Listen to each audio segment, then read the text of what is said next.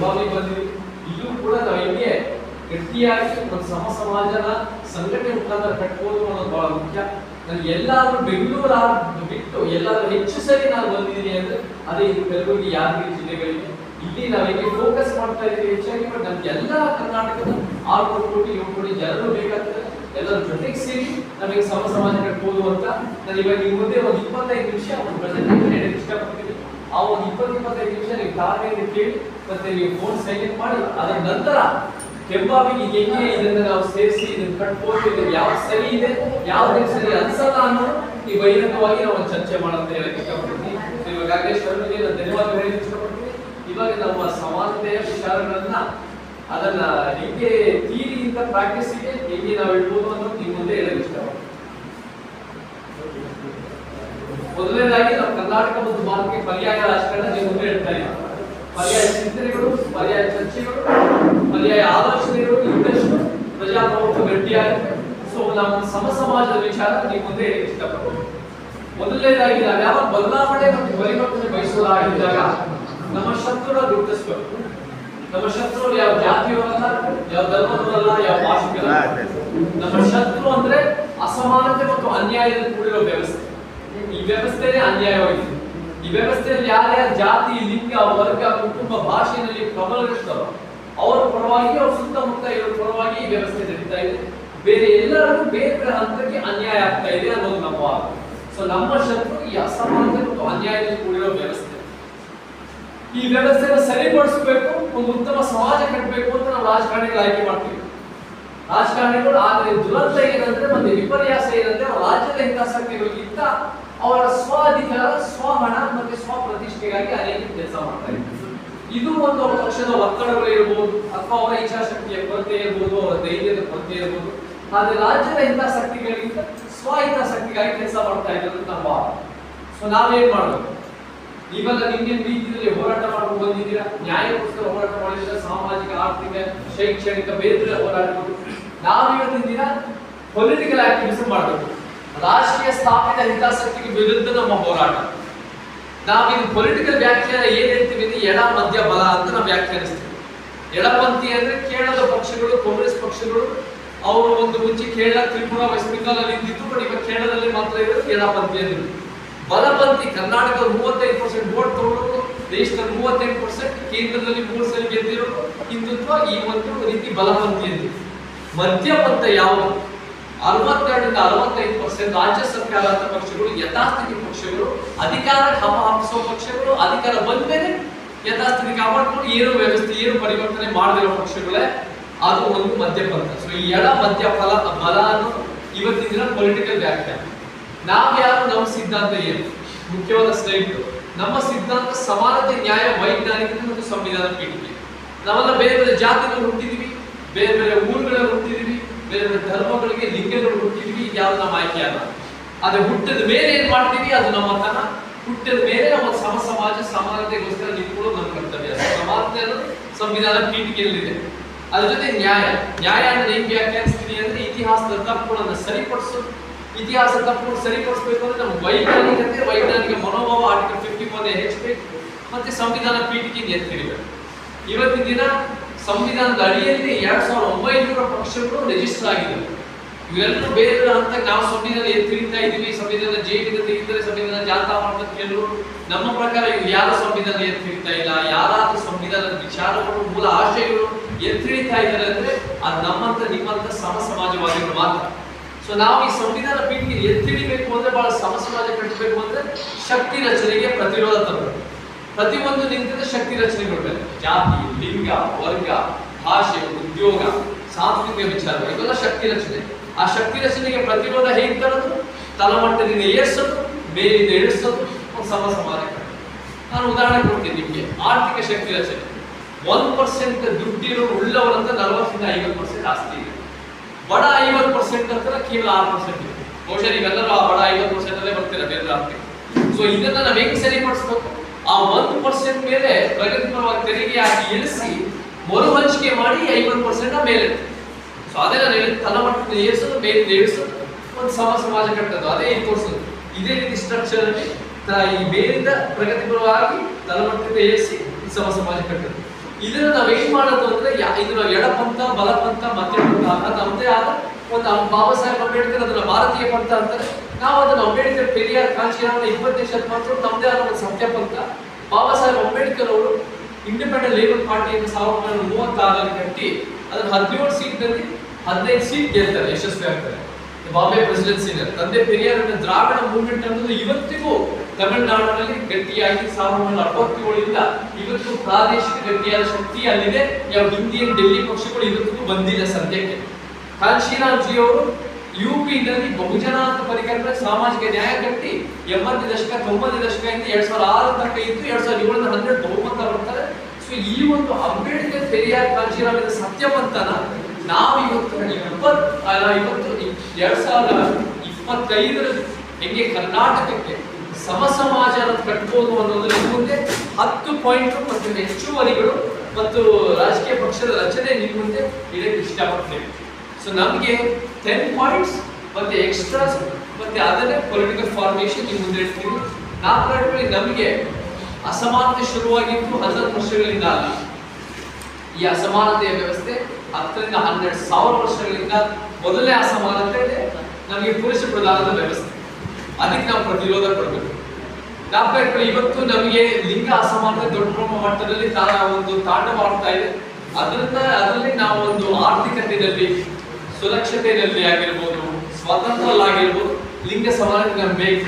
So ಲಿಂಗ ಸಮಾನತೆಯ ಕಾರ್ಯಕ್ರಮಗಳು ಮಹಿಳೆಯರು ಮತ್ತು ಲೈಂಗಿಕ ಅಲ್ಪಸಂಖ್ಯಾತರಿಗಾಗಿ ನ್ಯಾಯ ಯೋಜನೆ. ನಮ್ಮ ಮಾದರಿ ಬಾಬಾ ಸಾಹೇಬ್ ಅಂಬೇಡ್ಕರ್ ತಂದೆ ಪೆರಿಯಾರ್ ಅವರು ಹುಟ್ಟಿದ ಗಂಡಸರಾಗಿ ಅವರು ಲಿಂಗ ಸಮಾನತಾವಾದಿಗಳಾಗಿದ್ದು ಸ್ತ್ರೀವಾದಿಗಳಾಗಿದ್ದು ಅದನ್ನು ಕೂಡ ನಾವು ಮುಂದುವರಿಸೋದು ಬಹಳ ಮುಖ್ಯ. ಮೊದಲನೇ. ಎರಡನೇ, ಬ್ರಾಹ್ಮಣ್ಯದ ವ್ಯವಸ್ಥೆಗೆ ಪ್ರತಿರೋಧ. ಇದು ನಮಗೆ ಕರ್ನಾಟಕದಲ್ಲಿ ಬೇರೆ ರೀತಿ ಪೊಲಿಟಿಕಲ್ಗೋಸ್ಕರ ಅಹಿಂದ ಅಂತ ಹೇಳ್ಕೊಂಡು ಬಂದಿದ್ದಾರೆ. ಕಾಂಚಿ ಅದು ಒಂದು ಅಲ್ಪಸಂಖ್ಯಾತ ಹಿಂದುಳಿದ ದಲಿತ ಅಂತ ಬಾಬಾ ಸಾಹೇಬ್ ಸ್ಫೂರ್ತಿಗೊಂಡು ಕಾಂಚೀರಾಮ್ ಜಿಯೋ ಬಹುಜನ ಅಂತ ಕಟ್ತಾರೆ. SC ST OBC minority. ಇವತ್ತಿನ ದಿನ ನಮಗೇನ್ ಬೇಕು ಅಂದ್ರೆ ಈ ಒಂದು ಬ್ರಾಹ್ಮಣ್ಯದ ವ್ಯವಸ್ಥೆಗೆ ಪ್ರತಿರೋಧ ಬೇಕಂದ್ರೆ SC ST MBC ಅಲೆಮಾರಿಗಳು ಮತ್ತು ಧಾರ್ಮಿಕ ಅಲ್ಪಸಂಖ್ಯಾತರಿಗಾಗಿ ನ್ಯಾಯ ಯೋಜನೆ. MBC ಅಂದ್ರೆ more backward most backward, OBC ಒಳಗೆ ಸಬ್ ಕ್ಲಾಸಿಫಿಕೇಶನ್. ಸೊ ಈ SC ST MBC ಅಲೆಮಾರಿಗಳು ಮತ್ತು ಧಾರ್ಮಿಕ ಅಲ್ಪಸಂಖ್ಯಾತರಿಗಾಗಿ ನ್ಯಾಯ ಯೋಜನೆ ನಾವು ಏನಂತ ಕರಿತೀವಿ ಅಂದ್ರೆ ನಾವು ಒಂದು ಹೊಸ ಹೆಸರು ದಮನಿತ ಅಂತ ಇಟ್ಟಿದ್ದೀವಿ. ಇದನ್ನ ದಲಿತ್, MBC, ನೋಮ್ಯಾಡ್, ಟ್ರೈಬಲ್ ಮತ್ತೆ ಅಲ್ಪಸಂಖ್ಯಾತ ಅನ್ನೋ ಒಂದು ಗಮನಿತ ಪರಿಕಲ್ಪನೆ. ಅದನ್ನ ನಮಗೆ ಬೇಕಾಗುತ್ತೆ ಸಾಮಾಜಿಕ ನ್ಯಾಯ, ಸಾಮಾಜಿಕ ಆರ್ಥಿಕ ಶೈಕ್ಷಣಿಕ ಸಮೀಕ್ಷೆ ಮುಖಾಂತರ ನಾವು ಹೆಂಗೆ ಈ ಒಂದು ಅನ್ಯಾಯನ ಸರಿಪಡಿಸಬಹುದು.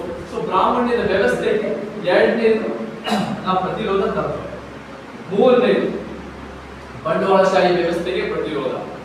ಈ ಬಂಡವಾಳಶಾಹಿ ವ್ಯವಸ್ಥೆಗೆ ಪ್ರತಿರೋಧ ತರಬೇಕು ಅಂದ್ರೆ ನಮಗೆ ಸಮಾಜವಾದದ ಪರ ನಿಂತ್ಕೋಬೇಕು. ಅದೇ ನಮ್ಮ ಸಂವಿಧಾನ ಪೀಠಿಕೆ ಹೇಳೋದು ಸಮಾಜವಾದ ಪರ. ನಾವು ಯಾವ ಪರ ನಿಂತ್ಕೋಬೇಕು? ಬಡವರು, ಮಧ್ಯಮ ವರ್ಗದ ಜೊತೆ ನಮ್ಮ ಶ್ರಮಜೀವಿ, ಕಾರ್ಮಿಕ, ರೈತ ವರ್ಗ. ಇವತ್ತು ಕಾರ್ಮಿಕರಿಗೆ ಅನ್ಯಾಯ ಆಗ್ತಾ ಇದ್ರು, ಮಾಲೀಕರಿಗೆ ಅನ್ಯಾಯ ಆಗ್ತಾ ಇದೆ ಅಂತ ಹೇಳ್ತಿರೋ ಆಳುವ ಶಕ್ತಿಗಳು ನಮ್ಮ DCM ಇತ್ಯಾದಿಗಳಿದೆ. ಸೊ ಆ ನಿಟ್ಟಿನಲ್ಲಿ ಅದು ಕೂಡ ನಮ್ಗೆ ನ್ಯಾಯ ಒದಗಿಸ್ತಾ ಇಲ್ಲ, ಕಾರ್ಮಿಕರಿಗೆ ಸಾಧ್ಯತೆ ಇಲ್ಲ. ಮತ್ತೆ ರೈತರ ಹೋರಾಟಗಳು ನೀವೇ ನೋಡ್ಕೊಂಡು ಬರ್ತಾ ಇದ್ದೀರಾ. ಯಾವ್ಯಾವ ದೇವನಲ್ಲಿ ರೈತರಾಗಿ, ಬೈರಮಂಗಲ ರೈತರಾಗಿ, ಸುತ್ತಮುತ್ತ ಅಲ್ಲಿ ಬೆಂಗಳೂರು ಸುತ್ತಮುತ್ತ ಯಾವುದೇ ರೈತರ ಭೂಮಿ ಇದೆ ಅದನ್ನು ಕಂಪಲ್ಸರಿ ಕೊಡ್ತಾ ಇದ್ದಾರೆ. 400 ಎಕರೆಯಷ್ಟು ರೈತರ ಭೂಮಿನ ಕನ್ವರ್ಟ್ ಮಾಡ್ಕೊಂಡು ರೈತರು ಬೇರೆ ಬಳಸಬಹುದು ಅಂತ ಕಾನೂನು ಬಂದಿದೆ. ಬೇರೆ ತರ ಭೂಮಿ ವಿಚಾರ ಸಮಸ್ಯೆ ಬರ್ತಾ ಇದೆ. ಸೊ ರೈತರಿಗೂ ಕೂಡ 86% ರೈತರು 5 ಎಕರೆ ಒಳಗೆ ಇರೋದು.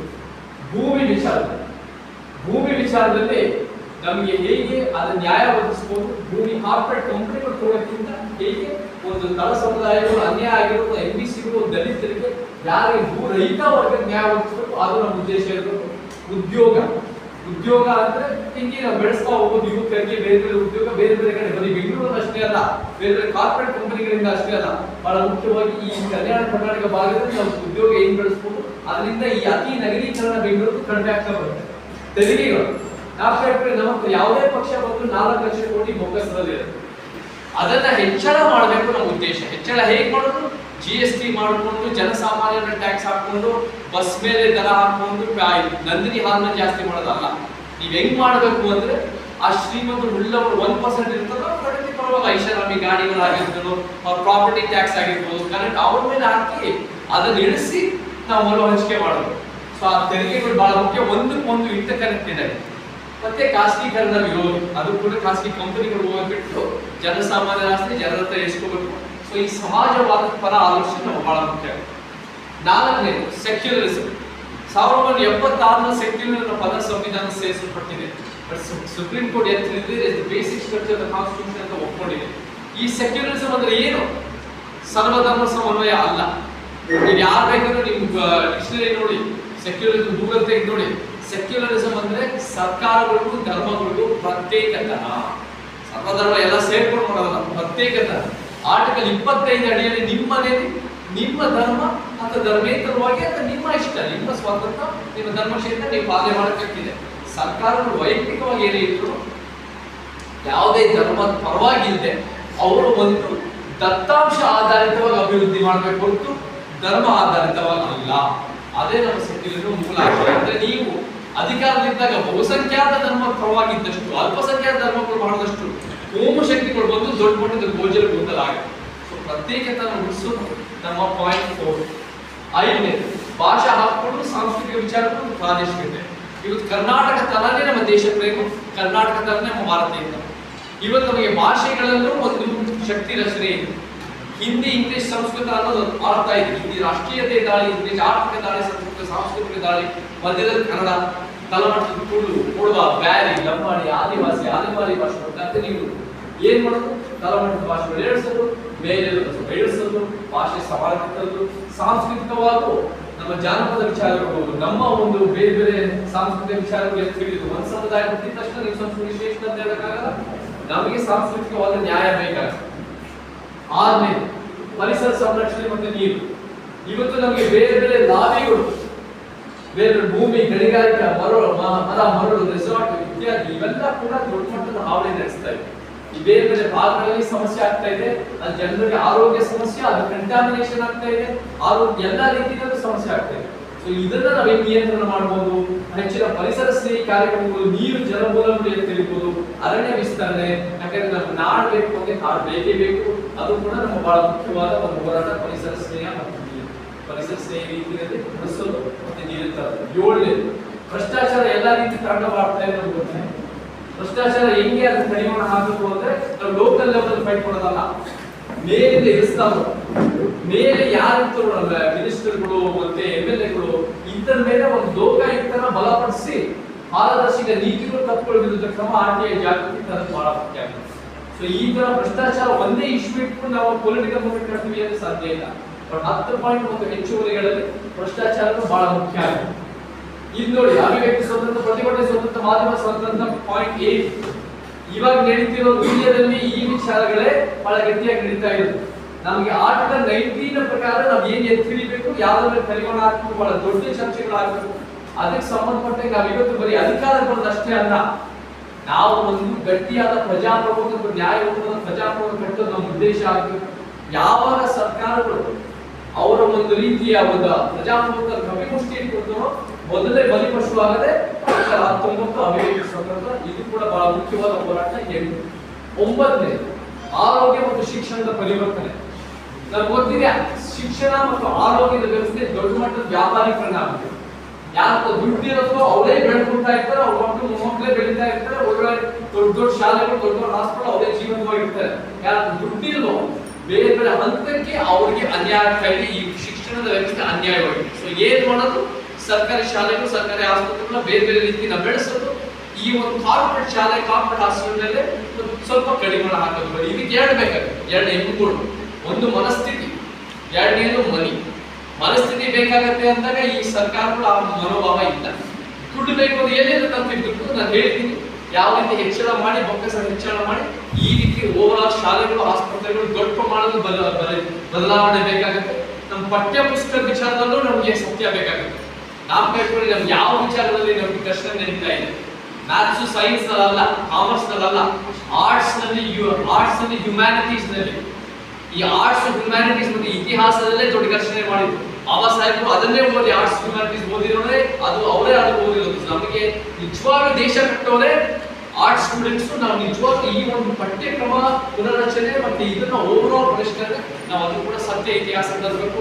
ಫಿನ್ಲೆಂಡ್, ಸ್ಕ್ಯಾಂಡಿನೇವಿಯಾ ನಮ್ಮ ಮಾದರಿ ದೇಶಗಳು. ಮತ್ತೆ 10ನೇ ಪೊಲೀಸ್ ಸುಧಾರಣೆ, ಜೈಲು ಸುಧಾರಣೆ ಮತ್ತು ನ್ಯಾಯಾಂಗ ಸುಧಾರಣೆ. ನಾವು ನೋಡಿದ್ವಿ ಪೊಲೀಸ್ ವ್ಯವಸ್ಥೆ ಗಟ್ಟಿ ಇಲ್ಲದೆ ಇದ್ದಾಗ ಸೌಜನ್ಯ ಪ್ರಕರಣ ಬೇರೆ ಬೇರೆದಲ್ಲಿ ಏನೇನು ಸಮಸ್ಯೆಗಳಾಗುತ್ತೆ ನಾವು ನೋಡ್ಕೊಂತ ಬರ್ತಾ ಇದೀವಿ. ನಮ್ಗೆ ಅದಕ್ಕೆ ಸರಿಯಾದ ಪ್ರೋಟೋಕಾಲ್, ಲಿಂಗ ಸಂವೇದನೆ ಒಳಗೊಳ್ಳುವಿಕೆ, ಭ್ರಷ್ಟಾಚಾರ ರಹಿತ ಪೊಲೀಸ್, ಓವರ್ ಆಲ್ ಪೊಲೀಸ್ ವ್ಯವಸ್ಥೆನೇ ದೊಡ್ಡ ಪ್ರಮಾಣದ ಸುಧಾರಣೆ ಮಾಡೋದು, ಒಬ್ಬರು ವ್ಯಕ್ತಿಗಳು ಟಾರ್ಗೆಟ್ ಮಾಡೋದಲ್ಲ. ಮತ್ತೆ ನಮಗೆ ಅದರಿಂದ ಏನು ವ್ಯಕ್ತಿಗಳು ಟಾರ್ಗೆಟ್ ಮಾಡೋದು ಏನು ಪ್ರಯೋಜನ ಆಗಲ್ಲ. ಓವರ್ ಆಲ್ ಸುಧಾರಣೆ, ಜೈಲು ಸುಧಾರಣೆ, ನಮಗೆ ಕ್ರಿಮಿನಲ್ ಜಸ್ಟಿಸ್ ಸಿಸ್ಟಮ್ ಅಲ್ಲಿ ಹಂಗೆ SC ST ಧಾರ್ಮಿಕ ಅಲ್ಪಸಂಖ್ಯಾತರ ಮೇಲೆ ಮತ್ತೆ ನಮಗೆ ಸಮಸ್ಯೆ ಆಗ್ತಾ ಇರುತ್ತೆ. ಮತ್ತೆ ನಮಗೆ ಹೇಗೆ 5 ಸ್ಟಾರ್ ಟ್ರೀಟ್ಮೆಂಟ್ ನಮಗೆ ಸೆಲೆಬ್ರಿಟಿಗಳು ಸಿಗುತ್ತೆ ನಾವು ನೋಡಿದೀವಿ. ಮತ್ತೆ ನ್ಯಾಯಾಂಗ ಸುಧಾರಣೆ ಕೂಡ ನಮಗೆ ದೊಡ್ಡ ಪ್ರಮಾಣದಲ್ಲಿ ನ್ಯಾಯ ಒದಗಿಸಕ್ಕೆ ನಮ್ಗೆ ಬೇಕಾಗುತ್ತೆ.